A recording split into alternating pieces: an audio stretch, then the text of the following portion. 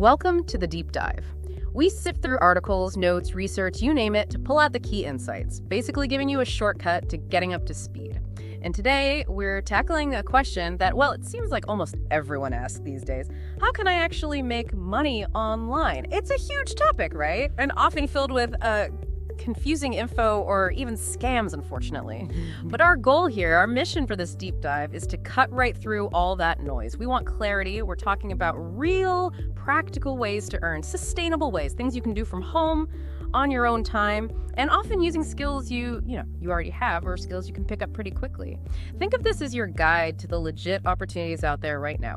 We've got strategies, examples, tips, stuff you don't usually get from a quick Google search. I'm genuinely excited to get into these 12 methods because honestly, this isn't about get-rich-quick schemes. It's about building something solid online. So yeah, maybe grab a notebook, get ready to soak up some valuable info. Absolutely. And what's really striking about making money online now, I think, is just how broad the possibilities are. It's so adaptable. A lot of people think, oh, I need some super technical skill or a fancy degree.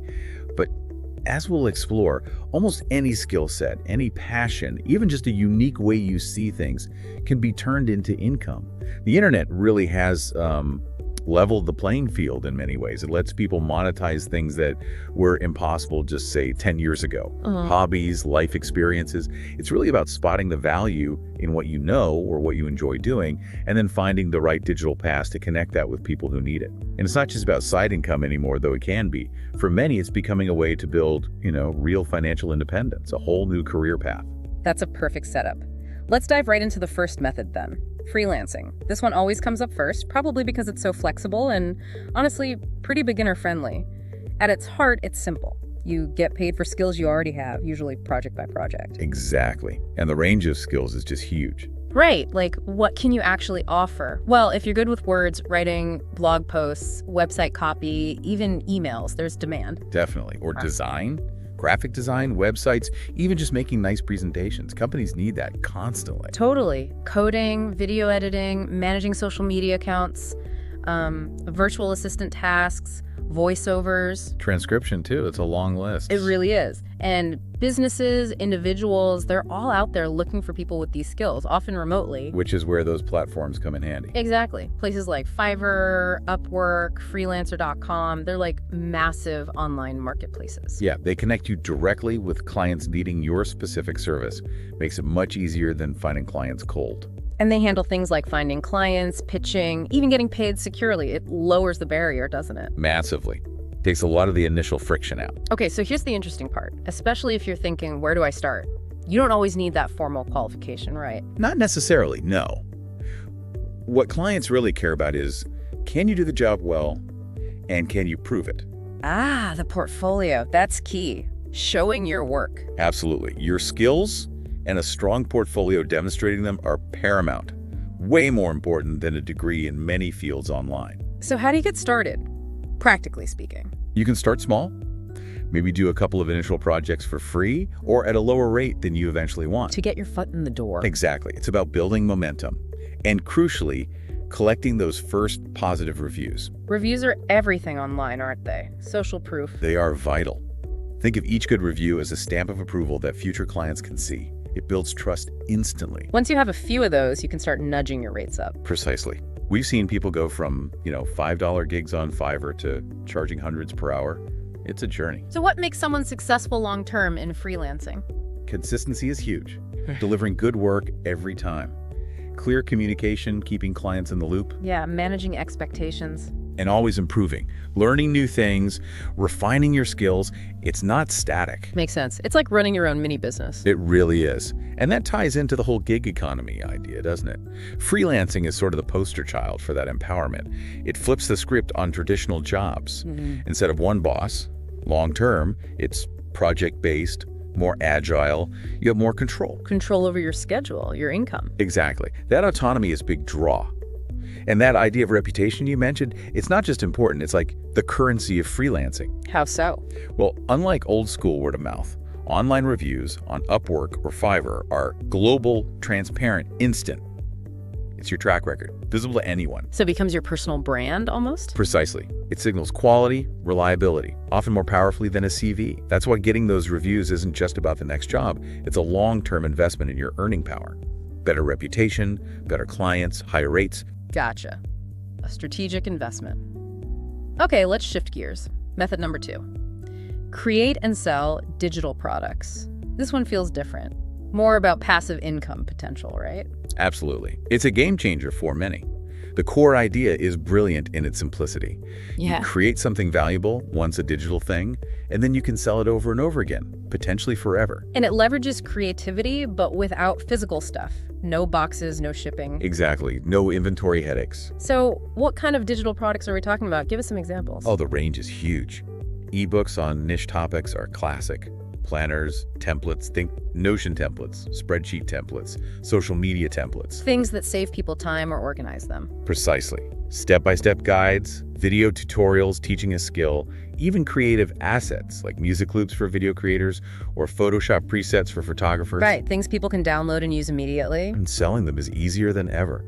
Platforms like Gumroad, Etsy, PayHip, you can set up a digital storefront really quickly. Like in an hour. Often, yeah. Upload your product, set a price, connect your payment details, and you're basically ready to sell. And the big advantages compared to selling, say, physical goods. No shipping costs or logistics, no managing inventory levels, and generally far fewer customer service issues like returns for damaged goods. It's cleaner. It's pure intellectual property, really. Exactly. Your knowledge or creativity packaged digitally. You mentioned a Notion template example earlier. Can you elaborate on that? That sounded powerful. Yeah, there was this story of someone who created I think it was a $10 Notion template. Notion's that flexible workspace app, right? Very popular. So this template was designed to solve a specific organizational problem, maybe project management, maybe content planning, something like that. Okay. And because it genuinely solved that specific problem really well for a lot of people, that single $10 template ended up making something like $30,000. Wow, from a $10 product. Yeah, passive income, because it met a real need. So that really prompts the question for anyone listening. What could you create digitally? What knowledge do you have? What skill? Or even just an aesthetic sense. What could you design that others would find useful or beautiful or just a huge time saver? What specific problem could your digital product solve? That's the key question. Which brings us to the idea of passive income itself. Sounds great, earn while you sleep, but there's upfront work a involved. lot of upfront work usually. Identifying that specific problem and then creating a high-quality solution, that's the foundation. It's not passive if there's no value created first. So what kinds of problems are best suited for digital solutions? Generally, things that need information, organization, maybe inspiration, or tools that can be delivered instantly and copied perfectly. Things that don't need physical interaction. Right. Think about common frustrations people have, tasks that are repetitive, workflows that are inefficient, or just desires people have, learning a skill, getting fitter, being more productive. Digital products can tackle those. Perfectly, because they scale infinitely. Once made, the cost per copy is basically zero. High profit margins, potentially. It's true leverage. Leverage on your time and creativity. Exactly. But you have to start with the need. What do people struggle with that you can solve digitally? Makes sense. Okay, method 3 feels very current. Start a YouTube channel. YouTube. It's way more than just entertainment, isn't it? Absolutely. People forget it's the world's second biggest search engine after Google. People are actively searching for answers there. How do I? What's the best? Exactly. How-to guides, education, reviews, tutorials, inspiration. Yeah. Not just music videos. So the content possibilities are endless, really. Just needs to align with what you know or love. Right. Cooking channels, travel vlogs, gaming streams or reviews, tech tutorials are huge. Life advice, productivity tips, book reviews, product unboxings, anything, really. If you're passionate and knowledgeable, there's likely an audience. And monetization isn't just ads, is it? That's just the start. Oh, definitely not. Ad revenue is the first thing people think of, and you need to hit certain thresholds for that. But the real money often comes later. Like what? Sponsorships, where brands pay you to feature their product. Affiliate links in your video descriptions. We'll talk more about that. Selling your own merchandise, t-shirts, mugs. And selling your own digital courses, maybe. Leveraging that audience trust. Exactly. Building on the value you've already provided. The income streams can stack up significantly once you have an engaged audience. Now, the big hurdle for many is gear. People think they need a fancy studio. Yeah, that stops so many people. But honestly, you really don't. Just a smartphone. A decent smartphone camera is often good enough to start. Maybe invest in a cheap external microphone. Mm. Sound quality is actually more important than video quality often. Good tip. And passion. You need the drive to keep creating. That's more important than expensive gear. So the advice is? Start messy. Just start. Don't wait for everything to be perfect. Your first videos probably won't be great. That's okay. Progress over perfection. Absolutely. Get filming, get uploading, learn as you go. It's like building a muscle. I like that. It's iterative. It is. And that dual nature of YouTube entertainment and search engine is key. You can build an audience by being engaging, sure, but also by being incredibly useful and discoverable through search. Solving problems again. Exactly. And that start messy mindset is crucial. Yeah. It breaks down that paralysis of, I'm not good enough yet. You get good by doing. And getting feedback from early viewers. Right. You learn what resonates, you find your voice, you adapt. It's how creators carve out their niche and build something sustainable. It's an evolution. Start messy. Great advice. Okay, number 4 builds nicely on content creation, affiliate marketing. This one sounds almost too good to be true sometimes, earning commissions while you sleep. Well, it's not quite that simple, but the potential for passive income is definitely there. The core idea is straightforward. You promote someone else's product or service. Right. And you use a special, unique tracking link they give you. If someone clicks your link and makes a purchase, You get a cut, a commission. Exactly. And it's not just small companies. Major players do this. Amazon Associates is huge. Skillshare, Canva, lots of software companies, web hosts. Even other creators promoting the tools they use. Yeah, absolutely. If you use a tool and love it, chances are it has an affiliate program. So how do you actually do it? Where do these links go? In your content, a review blog post, a YouTube video demonstrating the product, a list of recommended resources on your website, even sometimes in social media posts. Use carefully. You embed the link naturally within helpful content. That's the ideal, yes. Now, the crucial pro tip here is what not to do. Which is? Don't just spam your links everywhere with no context. Buy this, click here. That doesn't work long term. It feels pushy, right? Erodes trust. Completely. The key is to focus relentlessly on adding genuine value first. Explain how the product helps your audience. Show it in action. Be honest about pros and cons. Exactly. Maintain transparency. If you're getting commission, often you need to disclose that too. Honesty builds trust. And trust is the foundation for affiliate income. Absolutely fundamental. If your audience trusts your recommendations because you're always valuable and honest, they're far more likely to click your links and buy. Without trust, you're just noise. So it's less about selling, more about curating and recommending based on trust. Precisely. That add value principle distinguishes successful affiliate marketers. They build a loyal audience that trusts their judgment. It's not just about one sale. It's about repeat engagement, higher conversion rates over time, because you've become a trusted resource. Curator, like you said. Yeah. People aren't just looking for a product. They're looking for your vetted recommendation. You filter the noise for them. That builds an enduring asset, your credibility. And that's what generates income more passively over time as that trusted content keeps working. Exactly. The value you provided continues to convert.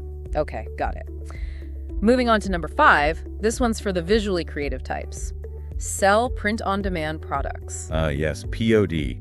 This is a really interesting model, especially for designers or anyone with cool ideas for merchandise. So the basic idea is, you create the design, but someone else handles all the physical stuff. That's the core of it. You design, say, a t-shirt graphic, a mug design, a poster. Then you partner with a print-on-demand company. It's like Printful or Teespring, which is now Spring, I think, Redbubble, those kinds of places. Exactly. Those are the big players. They handle the printing of your design onto the product, the packing, and the shipping directly to the customer after an order is placed. So you don't actually make anything until someone buys it. Correct. You just upload your design file, maybe connect it to an online store you set up like Shopify, or sometimes the POD platform has its own marketplace. And then your job is mainly marketing, promoting your designs. Pretty much. You focus on getting eyes on your products. The POD company handles the entire fulfillment process. The massive advantage here seems obvious. No inventory. Huge. That's the game changer. No need to guess sizes or quantities, no upfront cost buying stock, no boxes piling up in your garage, no trips to the post office.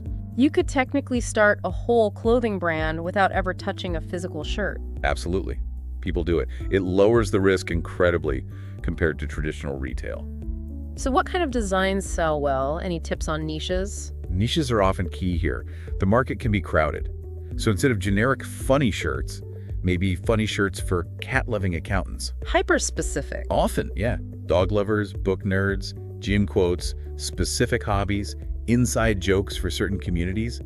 If you can tap into a passionate niche with designs they relate to, you can do well. Uniqueness helps you stand out. Definitely. Unique style, unique humor, tapping into trends quickly. Authenticity matters too. Compared to traditional retail, the risk is much lower, but what's the catch? Well, the profit margins per item are generally lower than if you bought inventory in bulk. The POD company takes a significant cut for their service. Makes sense. They're doing a lot of the work. And because the barrier to entry is low, it is competitive. So as we said, unique designs and strong marketing are absolutely essential. You have to drive the traffic. So less financial risk, but more need for creativity and marketing skill. That's a good summary. Nailing down your niche and design style is critical. Okay, number 6. This one might feel a bit old school to some, but you say it's still powerful. Start a blog. Definitely. Blogs are far from dead. In fact, for long-term sustainable online income, they can be incredibly effective, often more so than social media alone. Why is that? What gives blogs their staying power? Longevity. Think about it. A good blog post, well-written and optimized, can attract visitors from search engines like Google for years. Evergreen content. Exactly. Unlike a tweet or an Instagram post that vanishes in hours, a blog post is an asset that can keep working for you passively over the long haul. And how do blogs actually make money? Multiple ways. Display ads are common. You see them on most sites.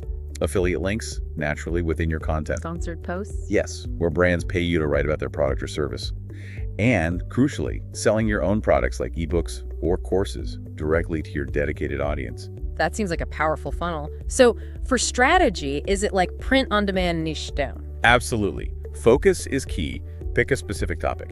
Parenting strategies for newborns, budget travel in Southeast Asia, learning Python for data science, keto recipes for beginners. Become the go-to resource for that specific thing. Precisely. That builds authority and attracts a loyal readership. Platforms like WordPress are the standard, very flexible. Or simpler options like Medium exist too. And what else is needed for success? Besides great content. You need some basic understanding of SEO, search engine optimization, how to help Google find your content. Consistency in publishing is vital. And you mentioned building an email list earlier. Critical. Absolute critical for long-term blogging success. We can dive into why. Okay, so why is the email list so important, even with social media? Because you own your email list. You don't own your followers on Facebook or Instagram. The platform does. Their algorithms control who sees your stuff. They can change the rules overnight. Right. Your reach can vanish. But your email list is a direct line to your most engaged readers. You can contact them anytime, bypassing algorithms. It's where you build the deepest relationships. And where you can reliably promote things. Exactly. New posts, affiliate offers, your own products. Email subscribers are almost always your most valuable audience segment. It turns casual readers into a community. So blogging, slow growth maybe, but potentially very stable long-term money, especially with that email list asset. That's the essence of it. It's a marathon, not a sprint. Got it. Okay, method 7. This feels more direct, more personal. Online coaching or tutoring. Yes, this is about directly monetizing your specific expertise by teaching others, usually one-on-one or in small groups. And the range of expertise can be pretty broad here too. Absolutely. Anything you're genuinely good at and can explain well. Math tutoring, music lessons, guitar, piano, singing, fitness coaching, personal training. Mindset coaching. Productivity help. Definitely. Helping people overcome blocks, get organized. Language tutoring is huge too. If you know a skill well, someone else likely wants to learn it directly from a person. And platforms exist to facilitate this. Loads of them. Preply is big for languages and academics. Teachable and Skillshare can be used for live sessions alongside courses. Even just using Zoom with a scheduling tool like Calendly works perfectly well. So you can do it from anywhere, basically. As long as you have good internet, yes. The location independence is a big plus. What's the main appeal for the customer here? Why pay for coaching versus finding free info online? Personalization, tailored guidance.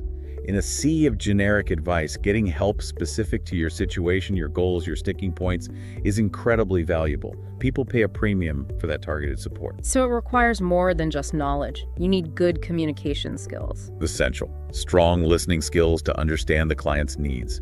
Ability to explain complex things simply. Patience. Empathy. It's a relationship as much as a transaction. Can you give specific examples like teaching English? Yeah, platforms like VIP Kid or Cambly specifically connect English tutors with students, often kids, abroad. Very structured. Or maybe something more business-focused? Sure. Someone skilled in resumes and interviews could offer coaching packages, maybe finding clients through LinkedIn, helping people land jobs. The demand for that kind of specific high-stakes coaching is strong. It's about providing that direct human guidance. Exactly. And that personalization justifies the often higher price point compared to, say, a pre-recorded course. People value that direct access and tailored feedback. So how does someone find their niche in coaching? Reflect on problems you've solved for yourself or others. What unique skill or perspective do you have? What results can you help people achieve? Get specific. Fitness coaching is broad. Postnatal fitness coaching for busy moms is a niche. And platforms help bridge the gap to the audience. They can, yes. They offer visibility, credibility, payment processing. It's about matching your specific expertise with a specific market need. Okay, number 8 takes us back to e-commerce, but with a twist we touched on, drop shipping. Right. So similar to print on demand in that you don't hold inventory, but different in what you're selling. Remind us of the core concept. You set up an online store, typically using something like Shopify. You find products from suppliers, often on marketplaces like AliExpress, or through directories like SaleWho. But you don't buy the products up front. Correct. You list them in your store at a markup when a customer buys from your store. You then place the order with your supplier, give them the customer's address. And the supplier ships it directly to the customer. You're the middleman, the storefront, the marketer. Your profit is the difference between your selling price and the supplier's cost. Exactly. The startup cost is low because no big inventory investment is needed. That's the appeal. But you flagged a big requirement earlier. Marketing, yes. This is the critical piece for dropshipping. Because you're often selling products others can also access, your success hinges almost entirely on your ability to market effectively. Finding the right audience and convincing them to buy from you. Precisely. This means mastering things like Facebook or Instagram ads, maybe TikTok influencer marketing, potentially SEO for your store. You need to drive traffic. And the pro tip was not just selling random stuff. Right. Avoid the general store approach usually. Focus on solving a specific problem or tapping into a hot trend. Find a niche. Like gadgets for campers or eco-friendly kitchen products. Something specific. And crucially, vet your suppliers carefully. Product quality and shipping times can make or break your reputation. So the marketing demands are much higher here compared to other models. Generally, yes. Yeah. Because your differentiation isn't usually the product itself, it's your branding, your marketing, your customer targeting. You need to be sharp on market research, trend spotting, and advertising. Analyzing ad data, iterating quickly. All of that. It's much more of a marketing game than, say, freelancing your unique skill. Understood. Okay, number 9 is a shift. For people who maybe don't want the entrepreneurial risk, remote customer service jobs. Yeah, this is a really solid option for folks who prefer employment stability, but want the flexibility of working from home. And the demand is high now. Exploded in recent years. Lots of legitimate companies hire remote teams for various roles. What kind of roles typically? Customer support is the big one. Phone, email, chat, tech support help desks, email management, sometimes data entry or virtual assistant type roles within a larger company structure. Where do you find these jobs? Specific remote job boards are great. We work remotely, remote.co, FlexJobs. But also the major ones like Indeed and LinkedIn just use their remote filter. And the flexibility is the main draw. Huge draw. Full-time, part-time options often available. Work from anywhere with good Wi-Fi. Great for people outside major cities or needing to be home. What skills or attributes do you need? Good communication is key, written and verbal. Organization, patience, empathy. You're often dealing with customer issues. Basic computer literacy, stable internet. So it's a reliable way to earn online with a steady paycheck, maybe benefits, but without the hustle of building your own thing. Exactly. Yeah. It fits into that massive trend towards remote work that was accelerated by, well, recent global events. Companies realized it works. Many did, yes. And for employees, the benefits are clear. No commute, more comfortable environment, potentially better work-life balance. It's a great alternative for those seeking stability plus flexibility. Okay, number 10, back to the creatives. Sell stock photos and videos. Yeah, if you have a good eye and a camera, even a good smartphone camera, this can become a nice passive income stream. So you take photos or short video clips? High quality ones, yeah. And you upload them to stock media platforms. Like Shutterstock, Adobe Stock, Getty Images, maybe even free sites like Pexels have contribution options. Exactly. Those are the main players where businesses and creators go to license imagery. And you get paid. How? Usually a royalty each time someone downloads your photo or video clip. It's a numbers game often. The more content you have and the more downloads, the more you earn. And once it's uploaded, it can keep earning. Potentially for years, yes. That's the passive aspect. You do the work upfront, shooting, editing, keywording. Then it sits there waiting to be licensed. What kind of themes are in demand? What should people focus on? Think broad but relevant. Nature shots are always popular. Technology, business settings, diverse teams collaborating are huge. Families, lifestyle, fitness, food. Authentic stuff, presumably? Less cheesy, staged photos? Authenticity is definitely a trending. Also, high-quality background videos for YouTubers or presentations. Things that are versatile. And you said even smartphone photos can work. If they're high quality, absolutely. Clear, well-composed, good lighting.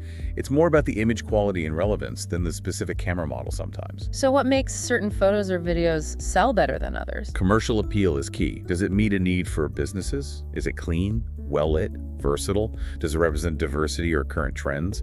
Technical quality matters, sharp focus, good exposure. And volume helps. Uploading consistently. Definitely. Building a large, diverse portfolio across in-demand categories increases your chances of getting downloads. You're essentially building a digital asset library that generates income over time. Turning your photo archive into potential cash. Cool. Okay, number 11, build a niche newsletter. Email. Still incredibly powerful despite everything else, especially niche newsletters. Why niche? Because people will subscribe and even pay for deep, focused content on a topic they're passionate or curious about.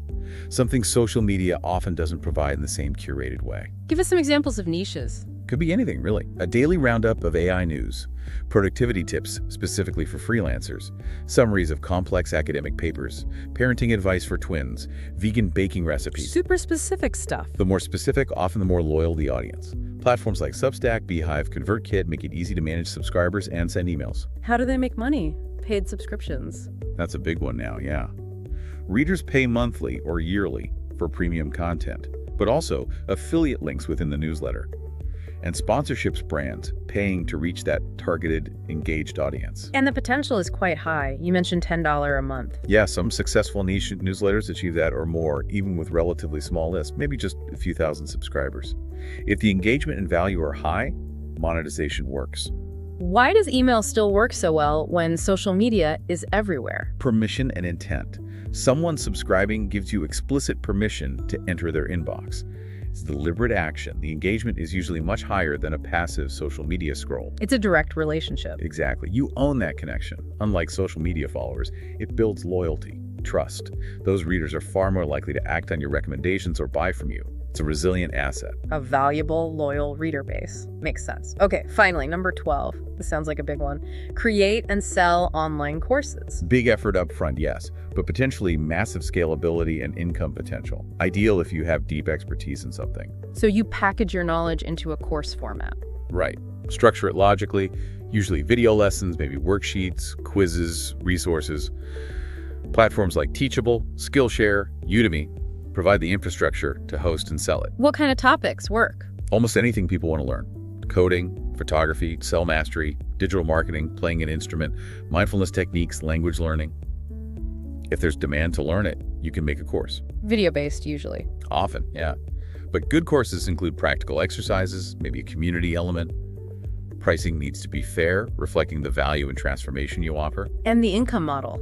Create once, sell repeatedly. That's the beauty. Once it's launched, every sale is additional income, with minimal extra work per student. That's the scalability. And some people make a full-time living from just 1 or 2 courses. Absolutely. If a course effectively solves a significant problem or teaches a highly desired skill, it can generate substantial ongoing revenue. So how does this scale like crazy aspect really differ from, say, coaching? Coaching is one-to-one or one-to-few. Your time is the bottleneck. A course is one-to-many. You create it once, and potentially thousands buy it without requiring more of your time per person. That's leverage. And finding that real problem your course solves is key. Crucial. What are people struggling with? What outcome do they desperately want? If your course provides a clear path, a tangible solution to a widespread pain point or desire, it has huge potential. Big upfront investment, potentially exponential long-term reward. Wow. Okay, that's quite a list. 12 really distinct, powerful ways to potentially earn online. We've covered freelancing, digital products, YouTube, affiliate marketing, print on demand, blogging, coaching, dropshipping, remote jobs, stock media, newsletters, and online courses. A lot of ground covered. Definitely. And the key thing to remember is these are, real opportunities, legitimate paths. But, and this is important, you absolutely do not need to do all of them. Please don't try. No, that would be overwhelming. Focus is better. Exactly. Pick one that resonates with you, with your skills, your interests. Start there. Test it. See how it feels. Learn as you go. What's working, what isn't, what do you actually enjoy doing? Adjust your plan based on that feedback. It's an iterative process. And then grow from there, whether you just want some extra cash on the side, or you dream of going fully remote or building your own online business. The tools and platforms are out there. More accessible than ever before. Truly. The internet makes it possible to design a life that fits you using your unique talents. So, as we wrap up this deep dive, the question for you listening right now is, which one are you going to try first? Which method sparked something? Yeah, give that some real thought. And maybe chew on this final thought. Think about skills or passions you have right now. Things you might even take for granted because they come easily to you. What hidden potential is sitting there, just waiting for the internet and the right audience to unlock it? What could you offer the world online?